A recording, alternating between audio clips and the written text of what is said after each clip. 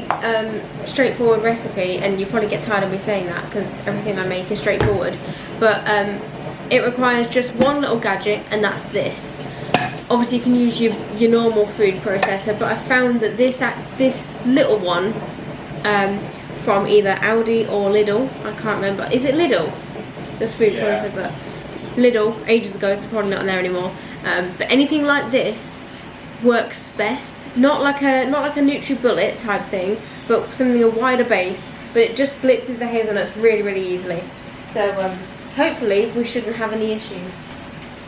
First ingredient for hazelnut spread is hazelnuts. Now the key here is properly roasted with the shells removed, no skin.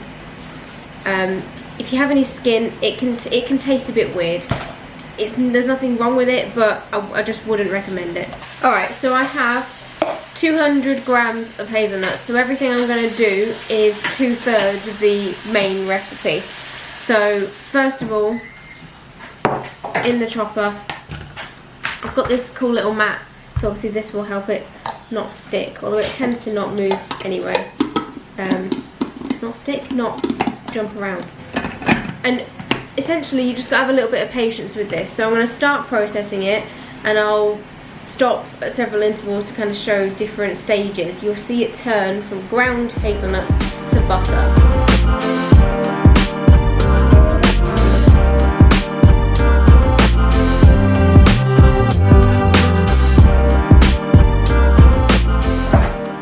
First stage, you've basically made hazelnut flour. So I'm going to start blitzing it again, and as it warms up, as more heat is generated, it will start to stick together, and you'll see it rise and stick towards the outside and leave a well in the middle, and that's where I'll use a spatula.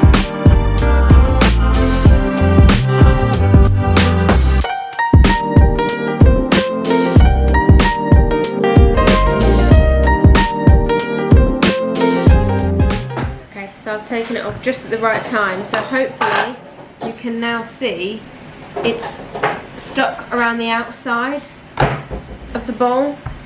So get your spatula, push it back in, and clumps are starting to form, but it's nowhere near a butter yet. You need to get it hot enough so that it starts to release a lot of oil.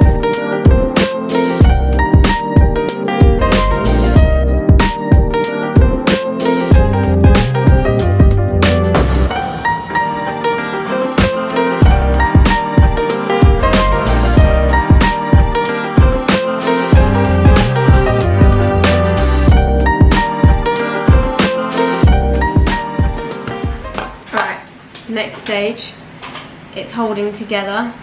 So again, it's still not a butter, it's still not there, but it looks like the, you know when you get the bottom of an almond butter jar, it looks like that. So it's starting to clump together, but it's not oily yet.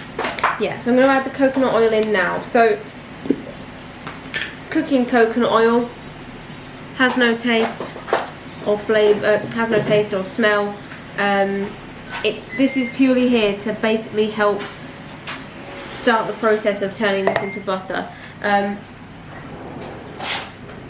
You can melt this if you want, although right now it's 23 degrees in the kitchen, so the butter is almost melted as it is.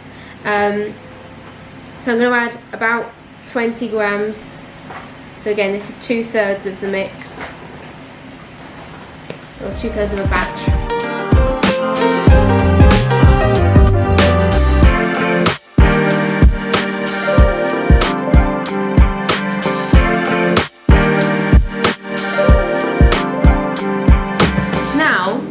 Turn into it. Let me get my recipe. So we don't need any more coconut oil. I mean, you have to go by eye.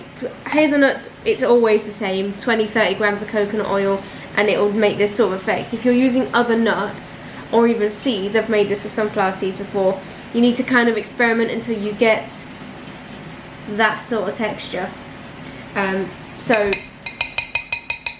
different types of nut or seed will require different amounts of oil. However, that was really, really speedy.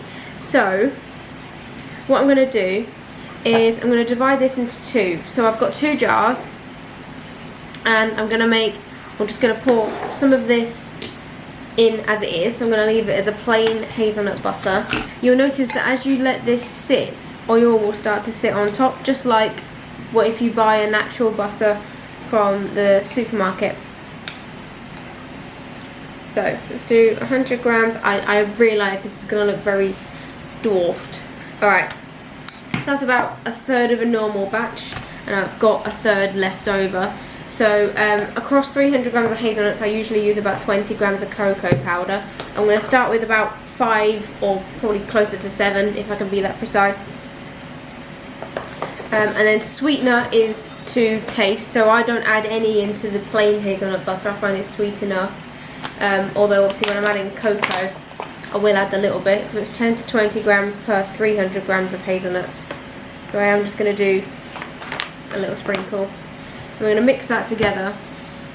You can do this in the food processor, as in, like, you know, get the blades to mix it in, but I've not probably got enough mix for it to mix fully in, so I'm just going to do it by hand. Now you can also add any essences, like if you've got an orange essence, add it in, it tastes great. Louis wouldn't be happy with me if I added that in, so I'm going to leave it as it is. And you could add some vanilla if you wanted. Okay, so this is a grainy spread. Because you're using a home processor, you're going to struggle to get it very, very smooth. However, I really like it, and I hope you do too. Okay, so second jar. This has had some of me nut-free granola in, but that'll just add to flavour. This will store, I mean, because it's literally just nuts and oil, it'll last a long time. Not that it will last in this house, because it will get eaten very quickly, which is why I don't make it often. This is the first time I've made it since probably Christmas. Yeah, just store it in the cupboard, just like you would do an almond butter or a peanut butter. So there are the 2 different types. So if you want a sweetener-free version, stick to the plain. But if you want to go all out, add some cocoa and sweetener. So there we go. Those are both going to be stored in the cupboard, ready for serving on pancakes or something like that.